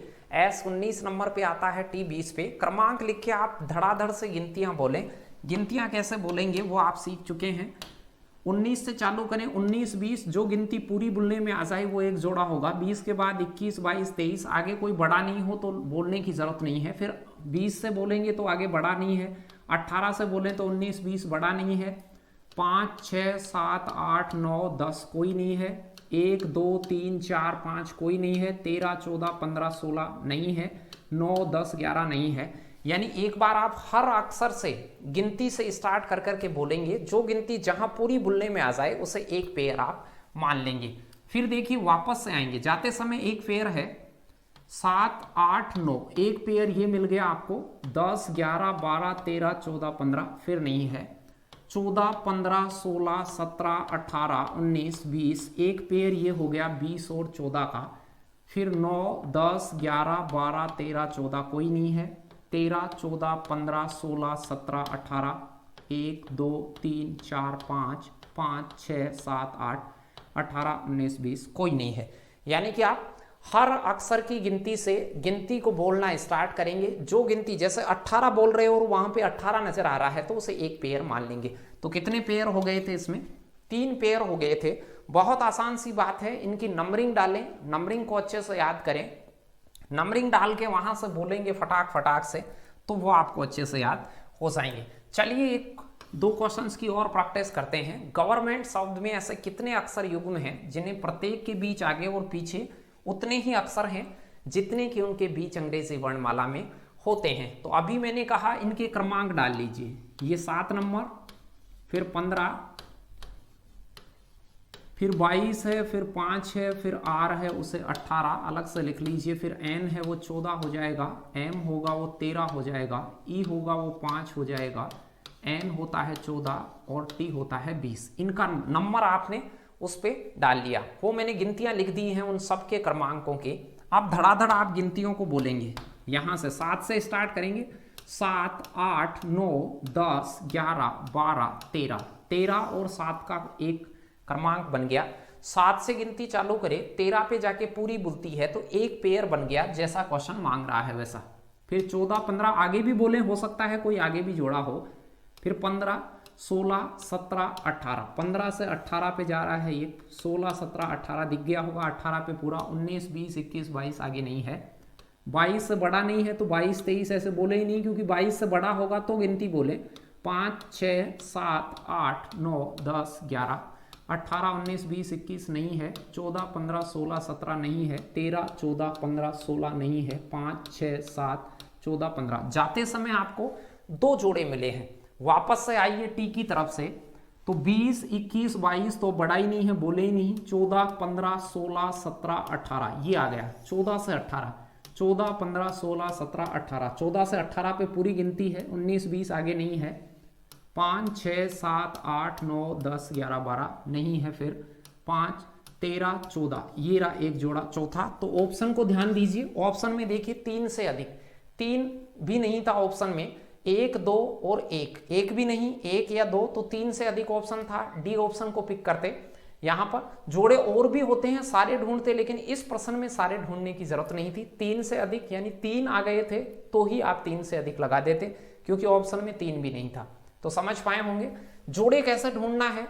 उनके क्रमांकों को लिखना है, क्रमांक से गिनती बोलनी है आपको 1 2 3 4 करके, और उस गिनती पे जो गिनती 7 से चालू करे और आगे बोल रहे हैं 10 तक, 10 पे 10 ही लिखा हुआ आ जाए तो वो एक जोड़ा हो जाएगा।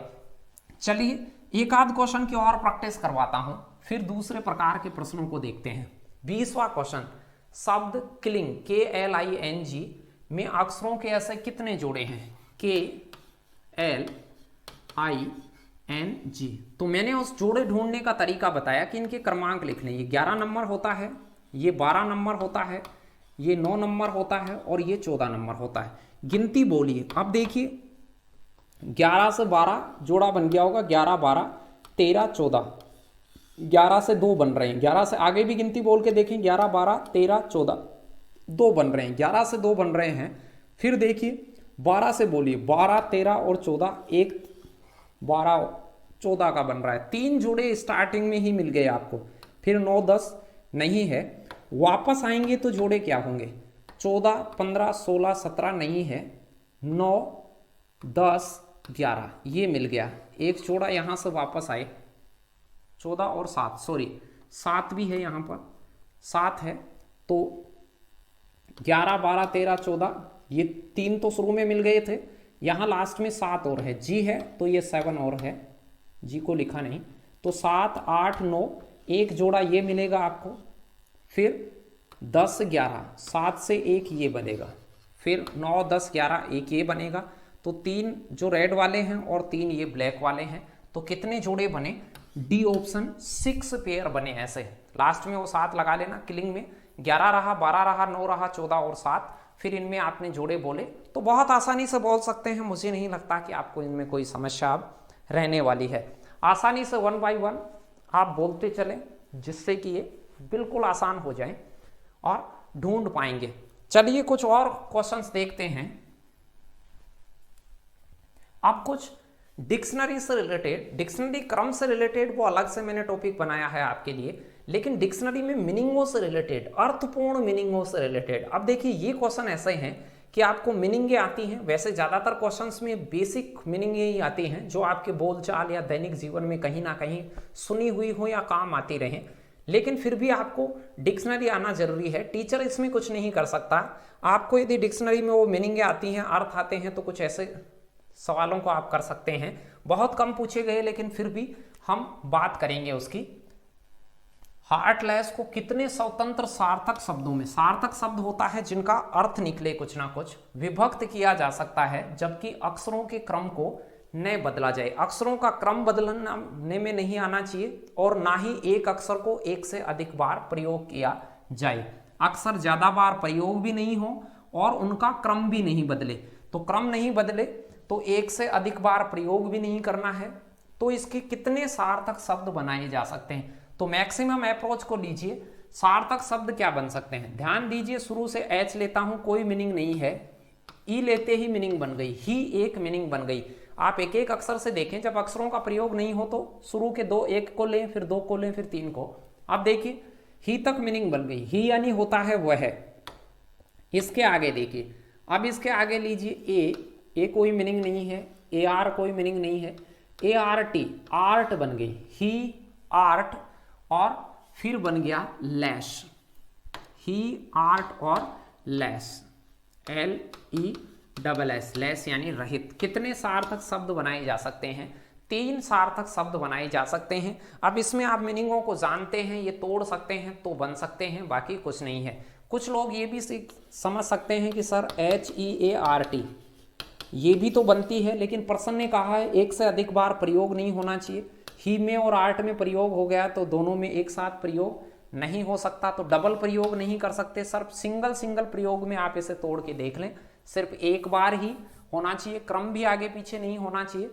तो इसका जो राइट आंसर होता वो सी होता। मीनिंगों पे आधारित क्वेश्चन था ये, समझाने का ज्यादा कुछ इसमें था नहीं। ऐसे कुछ अर्थपूर्ण शब्दों के प्रश्न आए हुए हैं, देख लीजिए आप। मिश्रित अक्षर समूह AERTW को पुनः व्यवस्थित कीजिए, इसको आगे पीछे करना है। इन अक्षरों को आप आगे पीछे करेंगे तो एक अर्थपूर्ण शब्द बनेगा।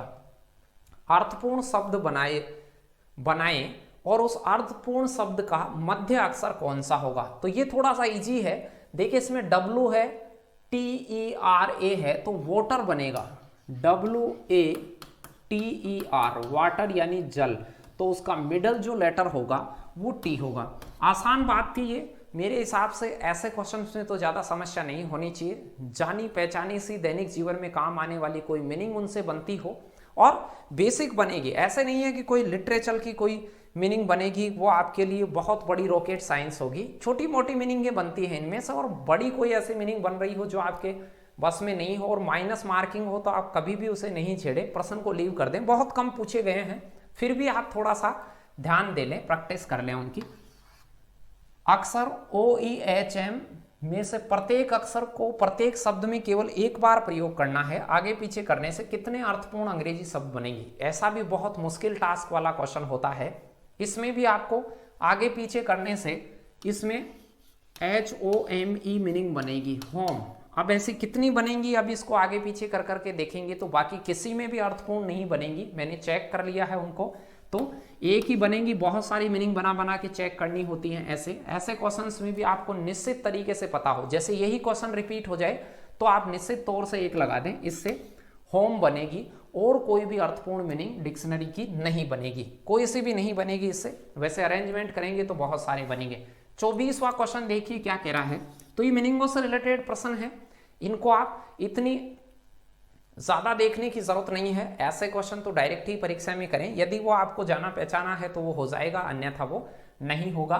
तो इन पे ज्यादा वक्त नहीं करें, बस देख लें कि ऐसे ऐसे प्रकार के बनते हैं। नीचे दिए गए विकल्पों के अक्षरों को व्यवस्थित करना है और एक सार्थक शब्द बनाना है जिसका अर्थ निकले।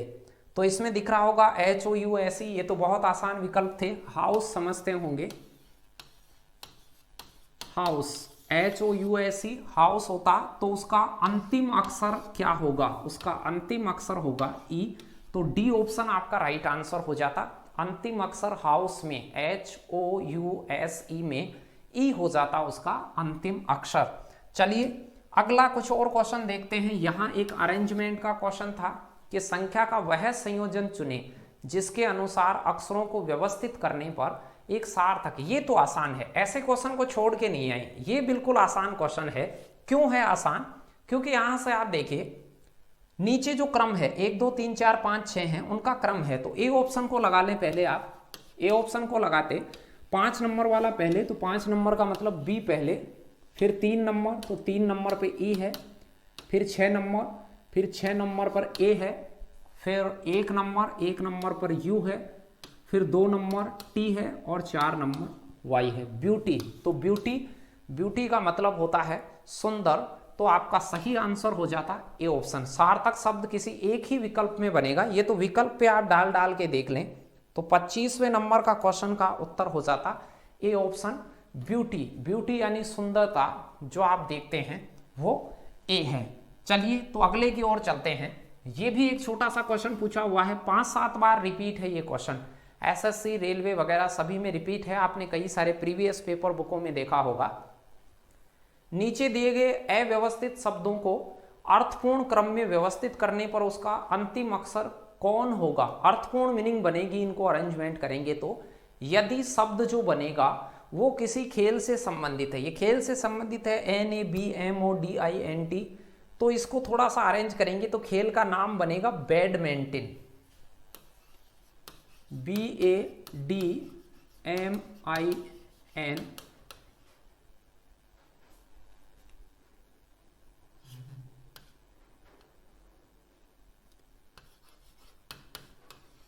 बैडमिंटन इसका खेल का नाम बनेगा। तो बैडमिंटन जो खेल का नाम बनेगा उसका अंतिम अक्षर होगा N।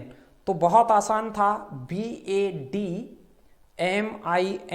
और TON। बैडमिंटन जो आपका शब्द बनेगा वो खेल से संबंधित बनेगा और उसका अंतिम अक्षर आपसे पूछा है, तो आपका राइट आंसर हो जाता डी। तो इसको अर्थपूर्ण अरेंजमेंट आप देखें, जल्दी से याद आ जाए, ठीक है। कोई सुनी हुई मीनिंग हो तो ऐसी चीजें याद आ सकती हैं, इनमें कोई सूत्र फॉर्मूला काम नहीं आएंगे कि कोई सूत्र लगेगा फॉर्मूला।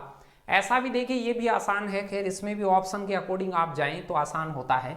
नए शब्द बनाने के लिए निम्नलिखित शब्दों के बाद में कौन सा एकल अक्षर लगाया जा सकता है? कोई एक अक्षर बाद में लगाना है, जैसे डी लास्ट में लगाते हैं तो HATD बन जाता है, HATD बन जाता है, BARD बन जाता है, तो ये नहीं लग सकता, आपको लग ही गया होगा। ई को लगाते हैं, ई को लगाया तो HATE, BARE, BATE, PANE और BATE, समझ गए होंगे। ई को लगाने से अर्थपूर्ण बन गए। एकल अक्षर लगाया है लास्ट में, तो हेट का मतलब होता है घृणा, हेट करना, घृणा करना, और बेयर का मतलब होता है वस्त्रहीन, ये वस्त्रहीन होता है। BATE बेटे यानी होता है घटाव, घटाना होता है बेट। PINE ये होता है देवदार, और BATE स्नान, BATHE बात होता है स्नान। तो ये अर्थपूर्ण होता, तो आपका उत्तर हो जाता बी, कि यहां पर आप ई इसके लास्ट में लगाते। बी ऑप्शन राइट आंसर होता, यानी ई लिखा हुआ है सबके लास्ट में ई लगाते तो वो अर्थपूर्ण शब्द बन जाते, नए शब्द बन जाते और सभी के अर्थ भी निकलते, मीनिंग भी होती। सेम ही ऐसा ही क्वेश्चन है 28वां। इसमें पहले लगाना है 5 शब्दों में प्रत्येक में वही एक अक्षर लगाना है, सभी में एक ही अक्षर लगाना है, और नया शब्द बनाने के लिए पहले कौन सा हो गया, पहले लगाना है। तो पहले इसमें भी H लगाएंगे आप, तो इसमें H लगाते तो हीट हो जाता, हावर हो जाता, हिज, हैज और हैट, सभी अर्थपूर्ण होते हैं। हीट यानी होती है ऊष्मा, हीट का मतलब ऊष्मा होता है, आवर मतलब घंटा होता है, हिज यानी उसके, हिज, हैज यानी रखना होता है, हैज, और हैट यानी टोपी होती है। ये सभी जानते हैं। इससे पहले एच लगाते तो ये सारी मीनिंगें बन जाती। बहुत आसान था। EAT से पहले एच लगा दो, OUR से एच लगा दो, तो ये सभी अर्थपूर्ण बन जाएंगी, और सभी में एक ही लगाना था। तो ऑप्शन के अकॉर्डिंग लगा के देख लें, यदि आपकी जानकारी की मीनिंग आ जाए तो वो आपका उत्तर होगा। बहुत आसान है। यहाँ भी कुछ हटाना था। पूरी तरह से नए शब्द बनाने के लिए निम्नलिखित शब्दों में से कौन सा एक अक्षर हटाना है। एक अक्षर सभी में से हटाना है। या तो आप S को हटाइए, O को, P को या T को। तो देखिए किसको हटाते। पहले मैं S को हटा के देखता हूं कि S हटाने से क्या बचता है। S हटाने से HOT बचता है, यहाँ पर POT बचता है, यहाँ S को हटाने से COT बचता है, यहाँ S को हटाने से LOT बचता है, और S को हटाने से TOP बनता है। क्या अक्षर हटाने से सभी नए शब्द बनेंगे जिनका कोई अर्थ होगा? तो आप कह सकते हैं बिल्कुल सर। होट, होट यानी होता है गरम, POT, पोट यानी होता है बर्तन, मिट्टी के बर्तन होते हैं पोट, कोट यानी होता है चारपाई, लॉट, TOP, टोप यानी लड्डू। इस प्रकार से देखे होंगे। तो यहां से किसको हटाना था? S को हटाना था। S को हटाने से नए जो शब्द बनते वो अर्थपूर्ण भी बनते, और सभी में से एक अक्षर ही आपने हटाया है। तो ऐसे आपके ये डिक्शनरी से रिलेटेड कुछ प्रश्न आ जाते हैं अल्फाबेट में। 35वां नंबर का क्वेश्चन देखिए, इसमें क्या कह रहा था। वैसा ही मीनिंग का है। दिए गए विकल्पों में से वे अक्षर चुनिए जो पहले शब्द को तो पूरा करते हो, पहले शब्द को तो पूरा करता हो और दूसरे शब्द को शुरू करता हो, दूसरे शब्द को शुरू करता हो। तो यहां से इनको लगाते, जैसे इसको लगाते तो इसका मतलब है DEITY और ROY, यानी पहले को TIY लगाएंगे तो DITY बनेगा और ITROY। तो ये कुछ भी नहीं बना। जैसे C को मैं लगाता तो C बनता, D तो लिखा हुआ है और ROY लिखा हुआ है। बीच में यदि आप VICE लगाते तो एक मीनिंग तो बनती डिवाइस और एक बनती वॉइस राय। तो आपका सही आंसर होता C। बीच में लगाने से, VICE को बीच में लगाने से एक बनती डिवाइस और एक बनता वॉइस रॉय। तो वॉइस रॉय और डिवाइस दो मीनिंग बनती, एक को ये खत्म करती और एक को ये चालू करती। तो C ऑप्शन आपका राइट आंसर होता। चलिए, अल्फाबेट का अंतिम क्वेश्चन आ गया है। तो अल्फाबेट को यूज लेना हम डिक्शनरी के अलग से टॉपिक में पढ़ेंगे उसको, और उसी प्रकार से सभी टॉपिक जो इससे रिलेटेड हैं उनको अलग अलग मैं अरेंज करूंगा। ये बेसिक्स के रिलेटेड क्वेश्चन थे अल्फाबेट के। चलिए, 31वां क्या पूछा था? एक सेंटेंस का क्रम पूछा था। ये भी छोटी मोटी भी अंग्रेजी आपको आती है तो ऐसा लगा सकते हैं। उचित क्रम क्या है इसका? तो उचित क्रम था, without breaking an omelette you can not make और ए फ्यू एग। तो ये होता यू कैन नॉट, सबसे पहले होता यू कैन नॉट मेक, ओ सबसे पहले आता, सभी ऑप्शनों में ओ ही आ रहा है सबसे पहले। फिर एन ऑमलेट, एन ऑमलेट,